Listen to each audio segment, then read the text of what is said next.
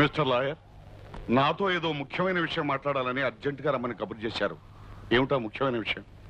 చూడండి రంగారావు గారు, విష్ణు కేవలం ఒక నేరస్తుడుగానే మీకు తెలుసు. కానీ విష్ణు మాకేమిటో మీకు తెలియదు.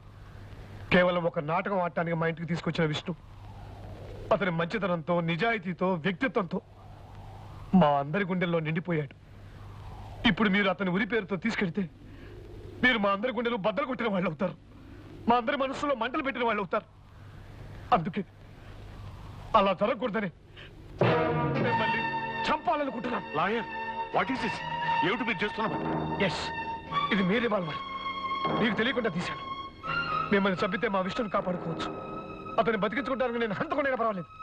లాయర్, కాకి బట్టలకు కట్టుబడి వృత్తి ధర్మానికి తల వంచి విష్ణువుని తీసుకెళ్ళడానికి వచ్చాను. నిజానికి ఈ వృత్తి చేస్తున్నందుకు నాలో నేను ఎంత కుమిలిపోతున్నానో మీకు తెలియదు. విష్ణువుని మీకంటే ఎక్కువగా నా కన్న కొడుకులాగా అభిమానించాను. అతని ప్రేమను ఆశీర్వదించి దగ్గరుండి పెళ్లి చేశాను. అతని ఆఖరి కోరిక నెరవేరాలని ఆశించాను. అతని నాటకం పూర్తయ్యే వరకు అనుమతి అడిగితే ఇచ్చాను. కన్నీళ్లను దాచుకుని కఠినత్వాన్ని మొహాన పూసుకుని విష్ణువుని తీసుకువెళ్ళటానికి వచ్చిన నన్ను చంపాలనుకుంటే చంపు, కానీ చట్టం మాత్రం అతను వదలదు. నువ్వు నేనే కాదు, ఎవరు కాదన్నా సరే చట్టం అతని ఉరికమ్మానికి ఎక్కించి తీరుతుంది. చంపు, కమా, షూట్ మీ.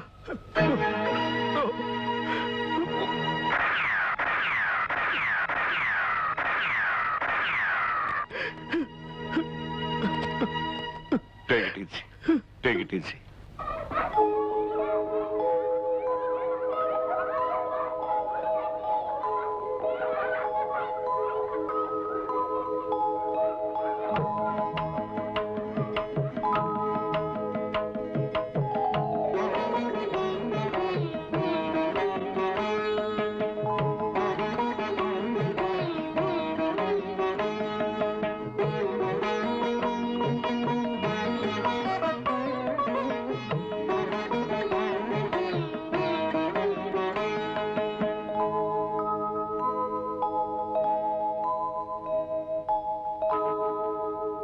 కళ్యాణి, బాబు నెల్లపిల్లాడిగా ఉన్నప్పుడు రేవతి వీడిని ఒళ్ళో పెట్టుకుని వీడి భవిష్యత్తు గురించి ఎన్ని కలలు కనేదో, వీడిని ఎంతో గొప్పవాణ్ణి చేయాలని, ఎంతో ఉన్నతంగా తీర్చిదిద్దాలని, 10 మందిలో పేరు ప్రఖ్యాతులు తెచ్చుకునే వాళ్ళ చేయాలని తన మూగ భాషలో నాకు తెలియచెప్పేది.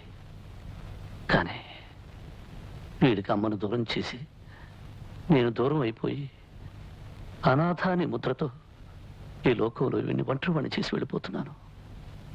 విష్ణు, ఎందుకలా మాట్లాడతా? బాబు ఏనాటికి అనాథ కాడు. వీడికి అమ్మని, నాన్నని అన్ని నేనే పెంచుతాను. వీళ్ళమ్మ కలలకి, ఆశయాలకి రూపంగా వీడిని తీర్చిదిద్దుతాను. చిత్తరించి బాబు మీ కొడుకు కాదు, మన కొడుకు.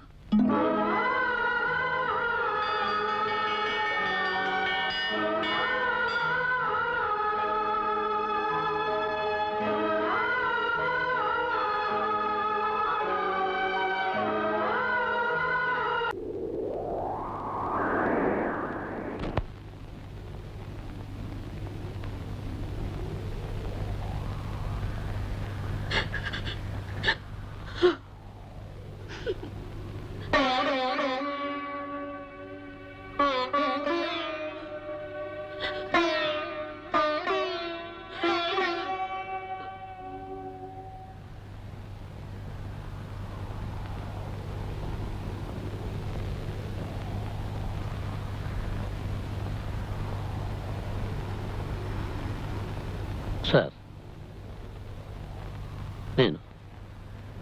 నేను ఉరిశిక్ష నుంచి తప్పించుకునే మార్గమే లేదా?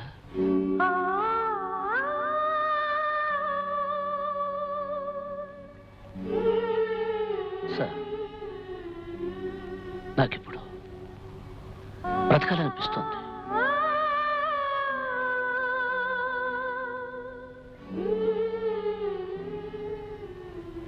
నా కోసం కాదు సార్, ఎవరి కోసం బ్రతకాలనిపిస్తోంది.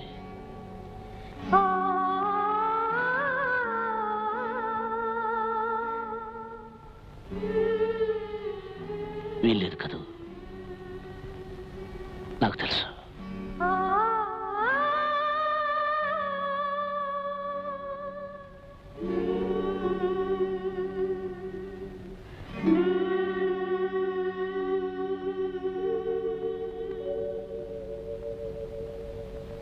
ఆనంద్, ట్రైనింగ్ టైం అయింది కదా?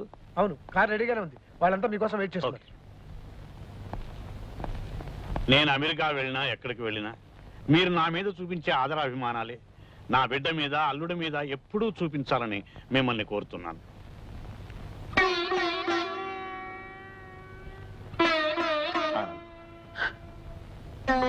నేను వెళుతున్నాను.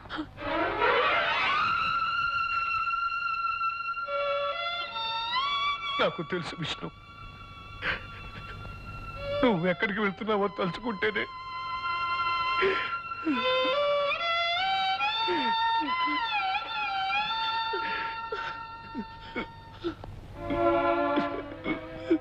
ఆనంద్, నా కోసం ఎవరూ బాధపడకూడదు.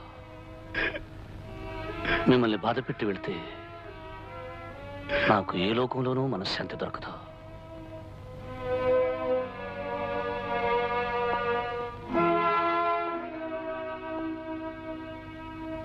నా మెళ్ళో పడాల్సిన తాడు ప్రభుత్వం అక్కడ సిద్ధం చేసి ఉంచింది.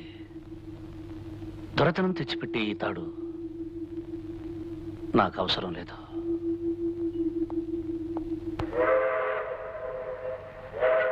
ఆందోళనతో 2 వారాల క్రితం ఈ దేశంలో అడుగుపెట్టాను.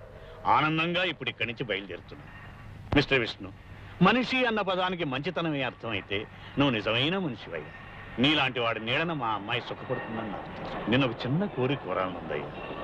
మీకు మగపిల్లవాడు పుడితే నా పేరు పెట్టుకోవాలి, రామచంద్ర ప్రసాద్ అని. ఆడపిల్ల పుడితే లక్ష్మీదేవి అని పేరు పెట్టండి. అదే కళ్యాణి వాళ్ళ అమ్మ పేరు. అలాగే uncle. Wish you all the best. మా కళ్యాణి, మీ నాన్న సంతోషంగా ఆనందంగా వెళ్తున్నాడమ్మా. బాయ్. Bye daddy.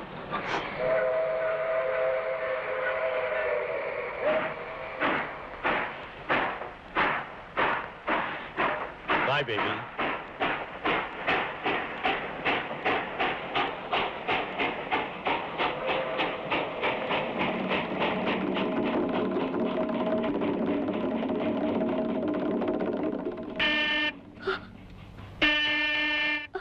కళ్యాణి, లోకం అనే రంగస్థలం మీద జరిగే ఈ నాటకంలో నా పాత్ర ముగిసిపోయింది. ఇంతకాలం నటించిన నేను ఇక వెళ్ళక తప్పదు. మీ నాన్నగారు వెళ్ళి ఆఖరి క్షణం వరకు ఆయన్ని ఆనందంగా ఉంచి నా పాత్రకి నేను న్యాయం చేకూర్చాను కదూ. కళ్యాణి, మీ నాన్నగారి కోరిక ప్రకారం నా బిడ్డని, మన బిడ్డని రామచంద్ర ప్రసాద్ అని పిలువు. నీ నోటితో అలా పిలిస్తే అదే దీవెన ఈ వాడు కూడా మీ నాన్నలాగే గొప్పవాడవుతాడన్న ఆశ. కళ్యాణి, ఆపరేషన్ పూర్తయి బాబు గొంతొస్తే వాడు మొట్టమొదటిగా అడిగేది నాన్న ఎక్కడా అని. అప్పుడు వాడిని ఎత్తుకుని గోరుముద్దలు తినిపిస్తూ గారం చేస్తూ ఆకాశం కేసి చూపించి, అదిగో అక్కడున్న నక్షత్రమే మీ నాన్నని చెప్పు. పైనున్న నేను నిన్ను వాడిని చూసుకుని పరవశించిపోతాను. వద్దు కళ్యాణి, ఏడుస్తూ కన్నీళ్లతో నన్ను పంపొద్దు.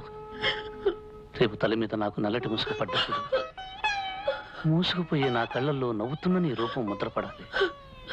నవ్వుతున్న కళ్యాణి నా గుండెల్లో నిండిపోవాలి. అందుకే ఆఖరిసారిగా నువ్వు నవ్వుతూ పంపించు కళ్యాణి. విష్ణు,